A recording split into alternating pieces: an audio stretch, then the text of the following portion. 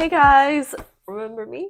It's been a while. Yes, I don't even want to say I'm back because back implies that I will be posting somewhat regularly, and I just can't make promises I can't keep. We have a lot to catch up on. I have been living out of a suitcase for the last 2 months or so, just traveling around Austin mainly and also SF.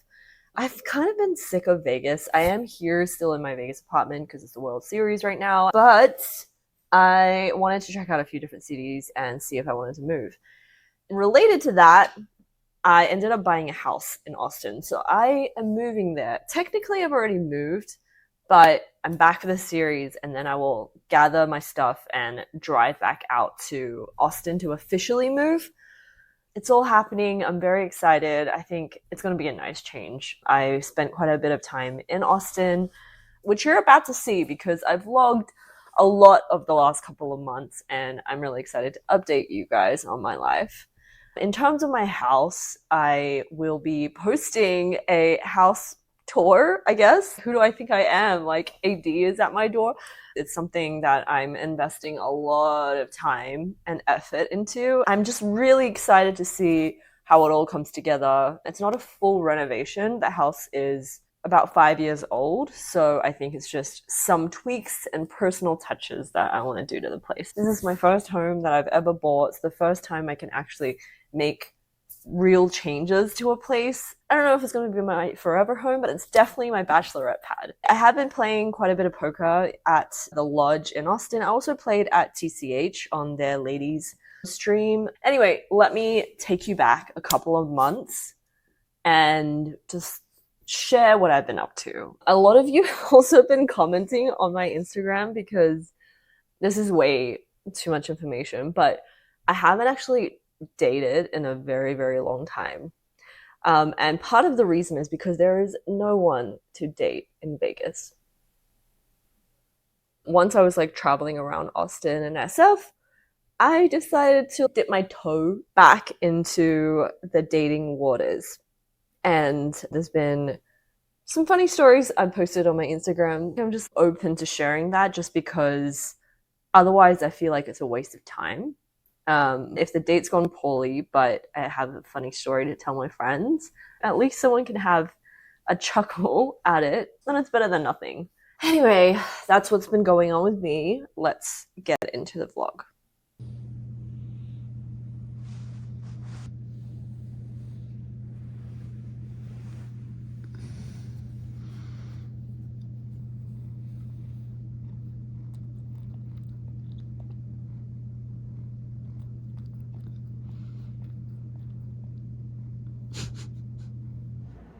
I had a very productive morning.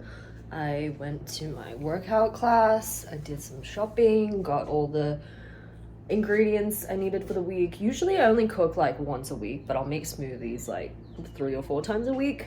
So I got all the frozen fruits and oat milk and everything for that. And then what I made this week for the one recipe that I made broccoli cheddar soup because I went to Panera. I went twice this week, but I wanted to go 7 times. And each time it was like $16 for just like some soup and a sandwich. So I was like, maybe I'll just make it myself. I put everything in a Instant Pot and this is how it turned out. It's actually freaking delicious. That orange is not unmelted cheddar is what I thought. I kept stirring it because I thought, why is the cheddar not melting? And then I realized I put shredded carrot in it. So that was really dumb. But it did give me a good arm workout. Just watching some Cantamento. I even got some flowers for the bar cart. Yeah, just chilling out a bit and then gotta go play a session and then meet a friend for dinner.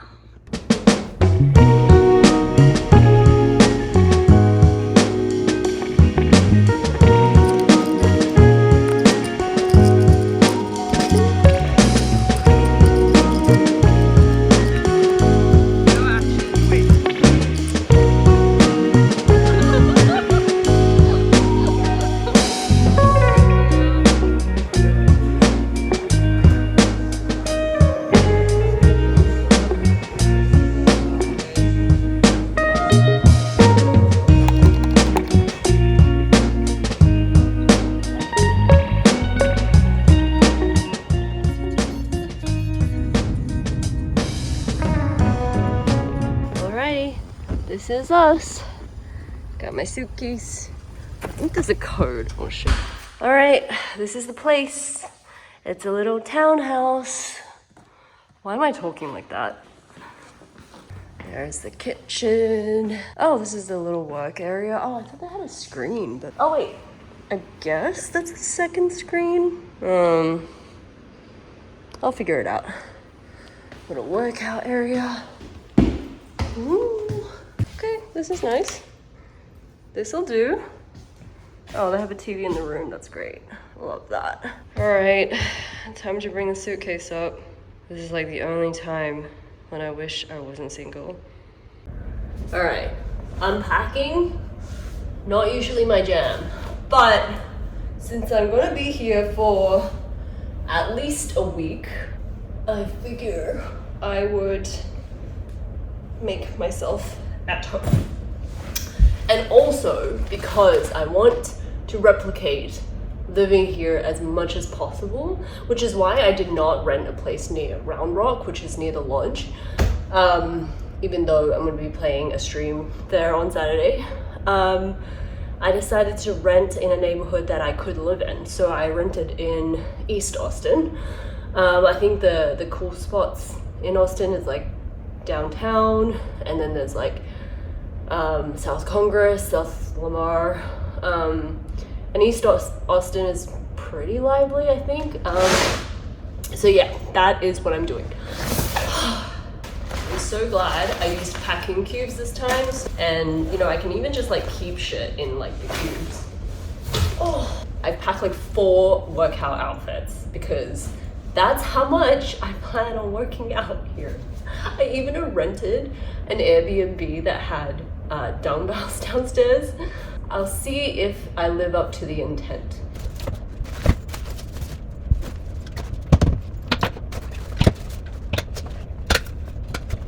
This is how much stuff girls have to travel with extra. For men, it's probably like this max, just like a bag of toiletries, but you know, we've got moisturizer, we've got serum, we've got sunscreen, we've got, what else? Vitamin C drops, we got hair stuff, we got supplements, makeup, the list goes on. Whew. All right. So I have one more day of work, and then on Saturday I'm playing the stream with Rampage. He's doing a 24-hour thing.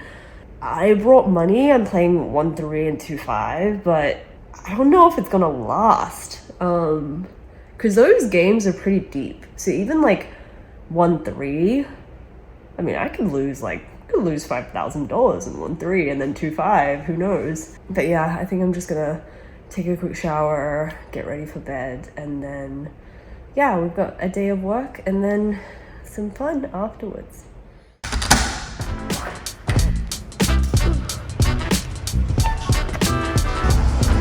This is my little, I guess my local bagel spot. We'll see if it's any good. Show my everything, that's cute.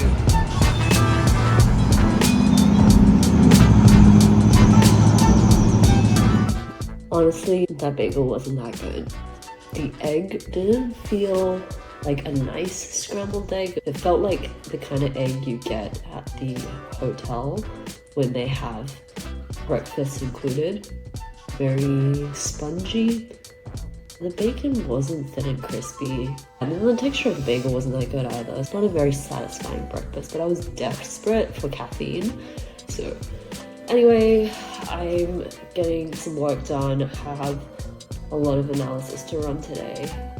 A pretty busy week at work, and we'll be busy for the foreseeable future. After I wrap up, I'm gonna go out for some sun and then just have an early night and rest up.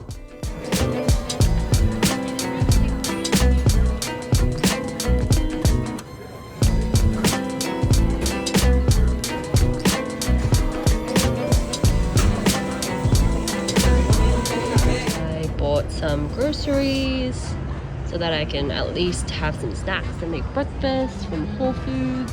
I'm now just waiting for my Uber. actually quite a far Uber. I think it's like a 20-minute ride back home. Welcome, everybody, to a very exciting edition of. Alright, kicking things off from Rampage's 24-hour stream. I was booked for both the 1-3 and 2-5 sessions, and we started off with the 1-3. In the first notable hand, I pick up pocket 10s in the hijack and raise it up to 70. Jimbonix calls, and when it gets around to Rampage, he makes it $700 with pocket 5s, nearly a full stack. With pocket 10s, I'm not folding, but looking back, it might be, I don't know, it might be a little nitty of me, but I wasn't really loving it considering he raised over the top of an under the gun open and cut off call. But anyhow, we're not going anywhere with 10s, so we rip it in and he calls. We decide to go once because it's 1-3, and of course there's a 5 on the flop, and just like that we are stuck $1,000 and reloading. We go card dead for a while until we pick up King 10 of diamonds in the straddle. Alex opens it up to 50 in the hijack with King 9. Toby calls from the big blind and I come along as well. The flop comes King 10 deuce, so top 2 pair for me. Toby checks, I check as well, Alex bets out 50, and Toby calls the 50. We bump it up to 225, and both Alex and Toby decide to stick around. The turn is a 9, a little bit scary since the most obvious draw of Queen Jack gets there. I kind of tend to overthink in some situations, worrying that Alex has a ton of Queen Jack in her range, more than Toby, who flatted in the big blind, so probably only has the suited variety. I end up betting $200, looking back, too small, and both players call. The river is a king, giving me a boat. Toby thinks for quite some time before electing to check. We now go all in, covering both stacks.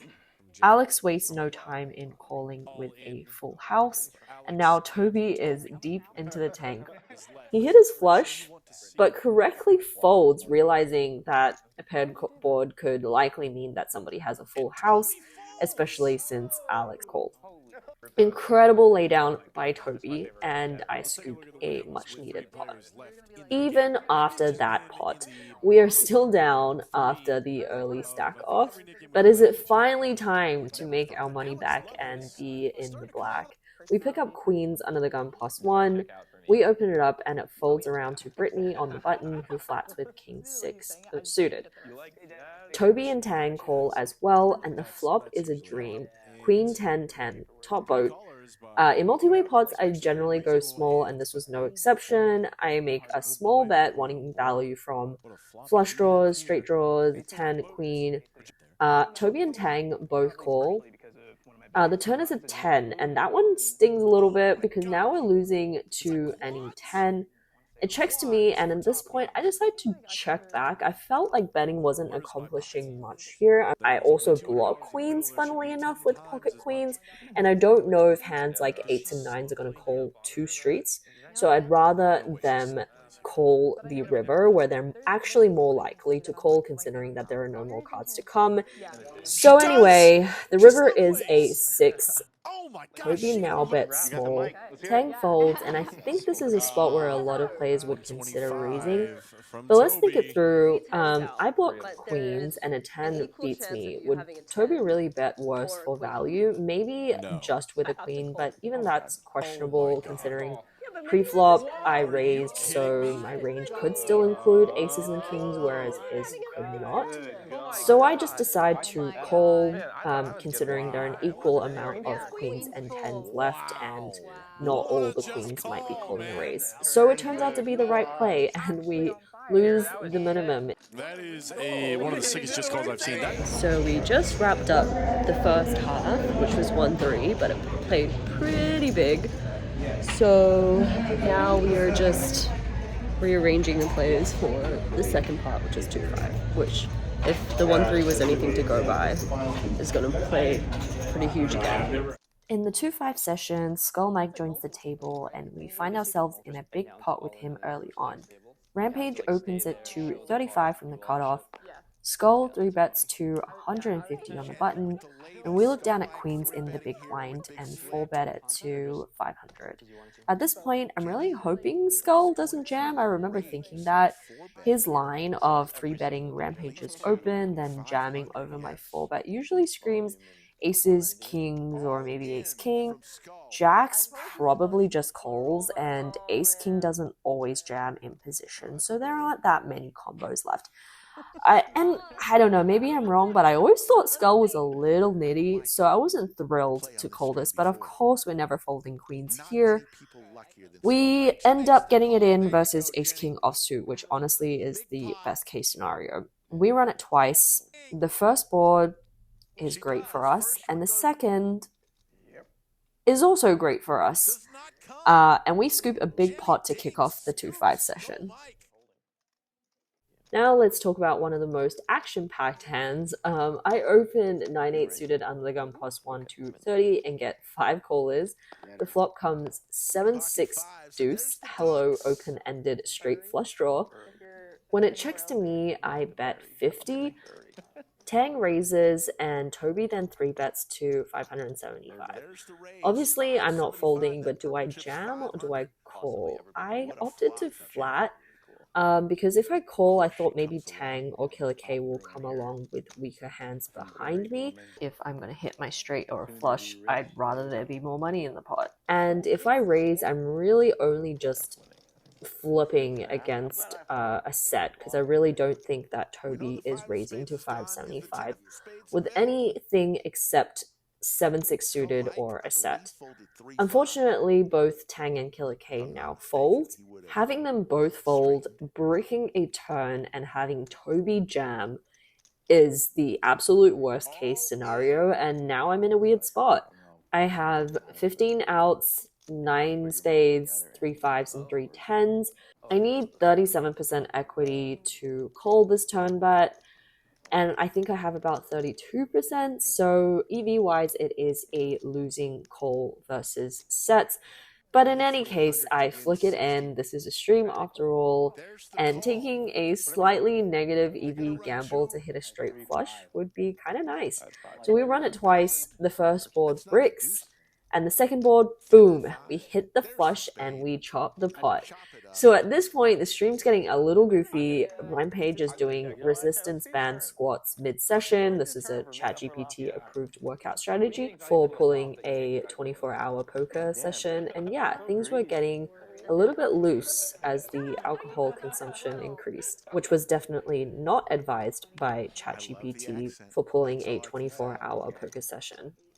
One of the last and most interesting hands of the session begins with Killer K limping, Tito isolating to 50, and Rampage 3 betting with Ace 10 suited to 225. I look down at Ace Jack suited in the big blind, and I 4 bet to 700.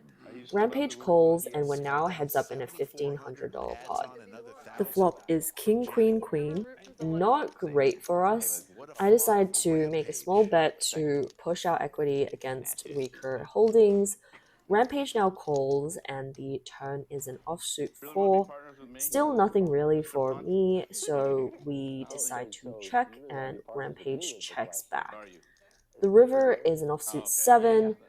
I check, and Rampage now bombs it for 2.5k, which is a pretty huge bet and very polarizing. I go deep into the tank. I don't snap fold just because I don't think value hands that contain a queen would take this line. I thought that they would likely bet the turn. I could be wrong. I also didn't think a king would bet this way because it's kind of like a leveling thing where I think Rampage would know that he has a lot of queens, so I might even play kings conservatively. So for him to bet a king on the river like this and potentially get owned by a higher king was unlikely. So, I mean, I could be wrong, and he could have just absolutely owned me with betting a king this way. So, in any case, I eliminated a lot of value combos, which left me with hands like ace 10, jack 10, flush draws. But the other thing I was considering is that I actually lose to all his bluffs that actually have a pair. And so I was thinking, would he do this with like tens or nines? And I come to the conclusion that he probably wouldn't, just because he would know that my range also contains a lot of ace highs, which he now beats, so he doesn't really need to bet the river as a bluff. I talked through this exact logic on stream. Beat ace 10. I beat jack 10. Wow. I don't beat a bunch of other bluffs. That's the two things I just said. But I don't think you are. I mean, She can beat flush that's like draws. really fucking close. Yeah.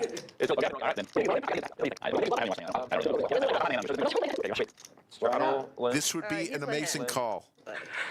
Rampage is going, how could you even be thinking about this? Yeah, 1 and 3. Lawrence. Make the call. Makes the call! What a play by Jenny Ding! I fucked up. And when this clip was posted on the Lodge channel, people in the comments were saying that Skull influenced my call, and that's honestly complete nonsense. I was in the zone. I couldn't hear anything that was going on around me while I was thinking it through. And Skull knows me well enough to know that he can't influence my decision mid-hand, which is why he was more okay with joking around than he would had it been like a recreational player that he could actually maybe influence. And also, let me just say this. I think there are some sexist undertones to the comments. I think the idea that I needed a man who joined the action on the river to help me think through a hand that I've been in every street on is wild. To think that I can't make a hero call without someone else's help. Have they seen all the other big pots where I've made ridiculous hero calls and been wrong? You know, sometimes a blind squirrel finds a nut. So after a rough start on 1-3, we ended up winning in 2-5, bringing our total profit across the 2 sessions to 6,700. Huge thanks to Rampage for having me. He was incredibly generous, even covering everyone's time for the day. So yeah, just a great energy to have at the table and a kind human all around. Okay, I just got back. I'm a little drunk. I had 1 beer and 1 tequila shot, which is quite pathetic. I'd gone like 6 hours without eating, so it hit me real hard. Tang gave me a lift home, which was super nice of him. I'm just chilling for a bit, may go out or may rest. That was a eventful stream. It was super nice to meet Rampage. He's only halfway, which I can't even imagine. He's still got the 5-10 session and the 10-25 session. Actually quite a difficult opponent to play against, I would say. But yeah, it was a great day.